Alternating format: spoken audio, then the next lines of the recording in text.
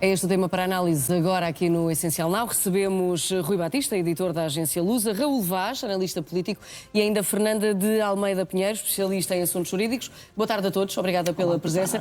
Doutora, começo por si. Há este registro logo da altura de 3 de setembro ou dos dias seguintes, muito rapidamente, se avançou com esta possibilidade de que os cabos que sustentavam o elevador da Glória não estariam em máximas e em melhores condições. Agora há esta suspeita de homicídio por negligência e violação das regras de segurança. Vai tudo neste sentido? Vai tudo neste sentido. Portanto, na altura, aquilo que foi detectado por este relatório que foi apresentado pelo gabinete, que eu por acaso agora tinha aqui... Gabinete de Prevenção e Investigação de Acidentes com Aeronaves e de Acidentes Ferroviários. O GFIF ou o GPAF, qualquer coisa assim do género. Sorte que nós temos neste Essencial Não. Não é. Isto é que é sabedoria. E, entretanto, o que acontece é que foi apurado que havia falhas graves no cabo de união entre as duas cabines que cedeu e não cumpria com as especificações técnicas. Ainda que tenha havido uma vistoria horas antes. Mas que dizia também que não possuía certificação de transporte de pessoas. Aliás, a própria empresa Main, na altura em que faz o concurso, e é curioso porque estamos a falar de um concurso público mais uma vez, que ficou deserto e depois foi fazer um ajuste direto. Portanto, todas estas regras de concursos públicos, como falámos ontem, são sempre muito complicadas, metem autarquias, empresas de autarquias e, portanto, nós temos que olhar para isto com muita atenção, porque o valor deste contrato, e já agora dizer isto também, era muito baixo. Na altura eu recordo-me que eu ouvi falar o Sr. Bastonário da Ordem dos Engenheiros. Dezenas de milhares de euros. Sim, mas depois quando nós dividimos pelo número de equipamentos que estava a ser vistoriado pelos dias e pelo número de dias que era o trabalho, que incluía a manutenção, os engenheiros técnicos, etc., nós reparamos que aquilo é muito pouco para equipamentos com esta rodagem. Repare, todos nós temos normalmente um elevador no nosso condomínio e sabemos bem o que é que pagamos. E confirmamos quanto é que pagamos? Portanto, nós estamos a falar de equipamentos que são utilizados todos os dias de uma forma muito intensiva e que, segundo aquilo que a investigação nos traz aqui, podem não ter sido feitas as vistorias como deveriam, o equipamento pode não ter sido adequado e, portanto, aquilo que é dito aqui é que podemos estar na presença de uma violação do artigo 152b, que é a violação de regras de segurança. E, portanto, isto teve ainda por cima como dano a mortes de 16 pessoas. E, portanto, é isso que está a ser averiguado nas empresas, que é a empresa Main, que, como se sabe também, enfim, na altura do concurso não tinha o certificado também adequado para poder concorrer a estes concursos. Sim. E também o homicídio por negligência. Eu tenho alguma dúvida que o homicídio de negligência venha a vingar, no entanto os indícios estão lá e têm que ser examinados pelos OPCs. Já vamos explorar as regras, as molduras penais e todas as questões logísticas e jurídicas que envolvem esta violação de regras de segurança. Raul, ontem ouvimos... É assim. Não faz mal. Não faz mal. Ontem ouvimos... Eu não fico ofendido.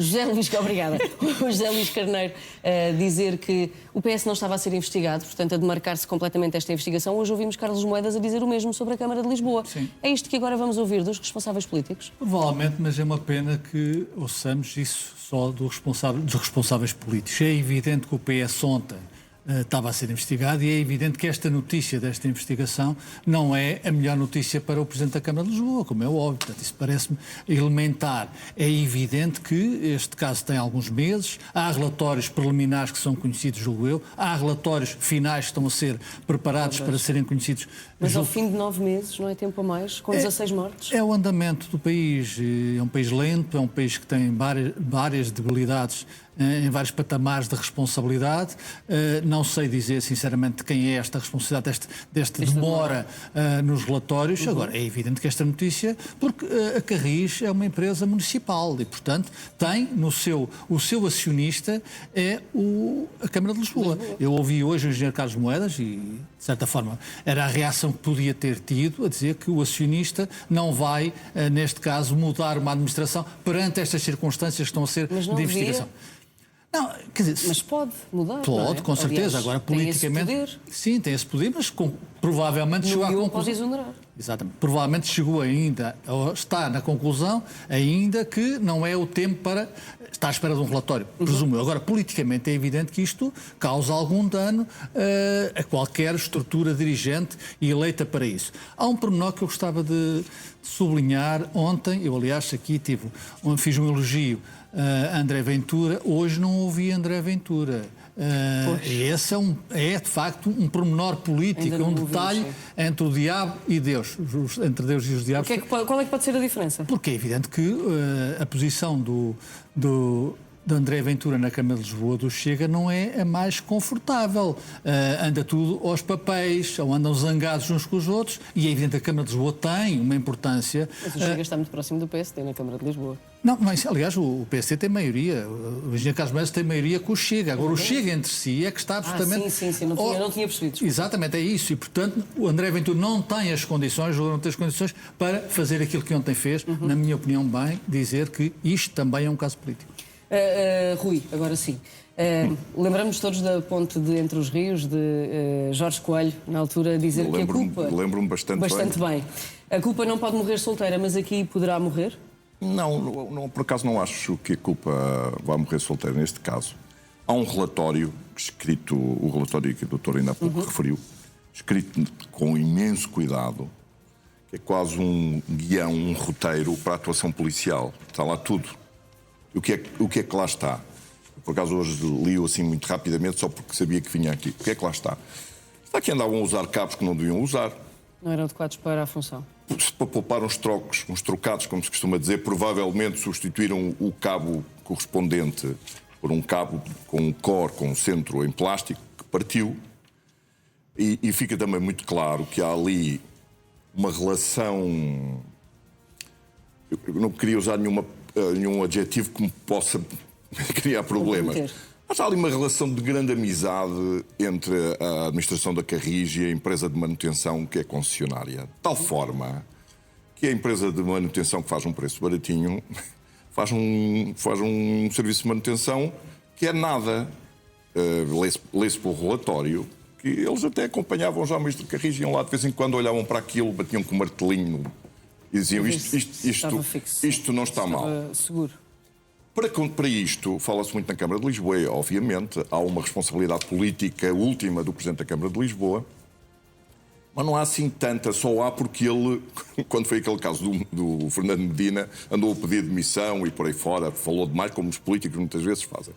Mas neste caso há uma empresa chamada Carris, que a única desculpa que tem aqui era um vazio legislativo que lhes permitiu deixarem andar aquilo, porque como os funiculares, alguns foram considerados monumento nacional, não foram abrangidos pela legislação, passaram até a estar sob a supervisão do Turismo de Portugal. Isso o que é que isso quer dizer? Mas o Turismo de Portugal não tem vocação para andar a fazer aquilo, a pressionar a Carris para verificarem as obras. A prova do que eu estou a dizer é o que o Governo fez. Este governo, e muito bem, também quando é para elogiar tem que se elogiar. É raro, mas... O ministro Pinto Luz, não é? Mudou, digamos, o enquadramento legal do funcionamento dos funiculares. E passou a pertencer ao IMT, ao Instituto de Mobilidade Terrestre, esta fiscalização.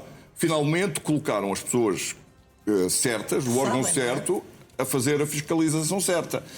Agora, mas isto demorou muito tempo, mas em Portugal, como já disse o Raul, a justiça não é, é movida por um motor a gasóleo dos antigos que larga fumo preto e polui muito.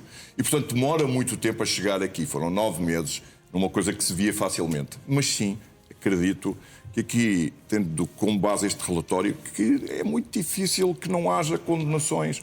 Embora, como disse... Mas achas que Carlos Moedas, de facto, agora ainda não tem razões para agir? Neste tempo, neste imediato? Eu não estou na cabeça do Carlos Moedas. Se fosse eu, e eu, quando falo eu, sou o Rui Batista, jornalista, não só me representa a mim, não representa a Luz, eu não represento nada. Se fosse eu, já tinha corrido com a administração há muito tempo. Como é evidente. Depois das ideias deste relatório, há aqui uma pasmaceira no que diz respeito às condições de segurança absolutamente preocupante, se não quase obscena. Doutora, o Carlos Moedas teria, Raul, já vou dizer, o Carlos Moedas teria razão mais do que suficiente para fazer isto. A lei Lá protege? está, se isto acontecesse enquanto eu fui bastonária da Ordem dos Advogados em funções, portanto, é evidente que eu demitiria imediatamente as pessoas, até porque nós estamos aqui a falar de 16 mortos. Isto foi uma tragédia que envolveu a cidade e, de facto, eu volto a falar neste assunto porque eu acho que é importante. Muitas das regras da lei dos contratos públicos têm que ser alteradas porque realmente tolhem de uma certa forma ao Estado. Mas nós não podemos... que aconteça. Isso. Mas nós não nos podemos esquecer que poupar dinheiro pode custar a vida das pessoas. E aqui, o que foi apresentado como um grande feito, que foi reduzir ao máximo a manutenção, nós sabemos que estas coisas custam dinheiro. Estamos a falar de equipamentos que são antigos, são coisas que não são de agora e têm que ter, acima de tudo, funcionários com formação. O tal relatório também diz isso, que eles não tinham formação, que as coisas não eram vistas como deve ser. E a mim parece-me que isto é muito grave porque estamos a falar da vida das pessoas.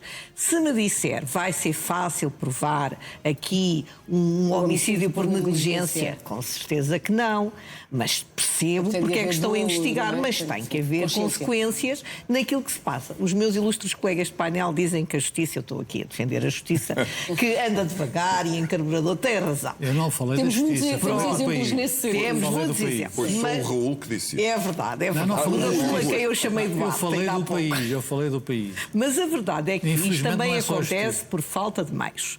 E acontece muitas vezes que os investigadores não conseguem levar a cabo as suas investigações porque os governos da nação, e principalmente na justiça, eu estou à vontade para falar porque não é deste governo e já vem de trás, não investem o que devem da parte do Orçamento de Estado nestes meios. E isto tem que ficar com resposta. E é evidente, quando me diz a culpa vai morrer solteira, não pode, porque nós estamos a falar da vida humana e isto tem que se dar resposta. 16 neste E essa caso. vida humana é respondida também pela Câmara de Lisboa. Eu não estou com isto a dizer que eu acho que se deve admitir, não é disso. Claro. Agora, a Carris tem que responder por isto, como é evidente, porque tomou opções, não é? E o Presidente da Câmara tem que fazer a sua avaliação política em Como é função evidente. daquilo que vai ser apurado. Até porque Carlos Moedas é o último interessado em que os funiculares não funcionem. Como é evidente, está a perder óbvio, dinheiro é todos uma os dias rentabilidade também. para Lisboa, uma É um ponto rentabilidade para os turístico. portugueses. Agora, a questão do timing político, muito rapidamente. Sim, Eu sim, 20 segundos. ouvi ontem o Procurador dizer uma coisa que eu concordo. Ele, Procurador, não tem timings políticos. Isto é importante porque a Disse isso ideia, ontem que na há, Assembleia a da ideia que República. há é que isto ontem houve contra o PS, hoje é contra o PST. Não podemos acreditar nisso, em qualquer circunstância. Queres acrescentar alguma coisa em 10 segundos? Na verdade, o Procurador tem dito isso, mas é o próprio Procurador que muitas vezes diz coisas que contrariam isso. Quando o Procurador vem dizer acerca do caso que envolveu o Primeiro-Ministro, vem dizer lá para o Natal vamos ter um presente, não é? No sapatinho, isso é pelo menos falta de jeito.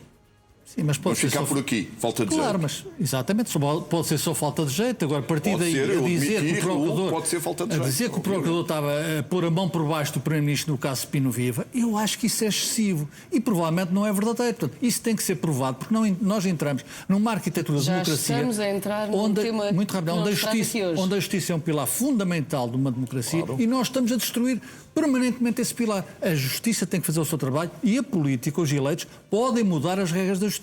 Nunca vi ninguém capaz de fazer isso.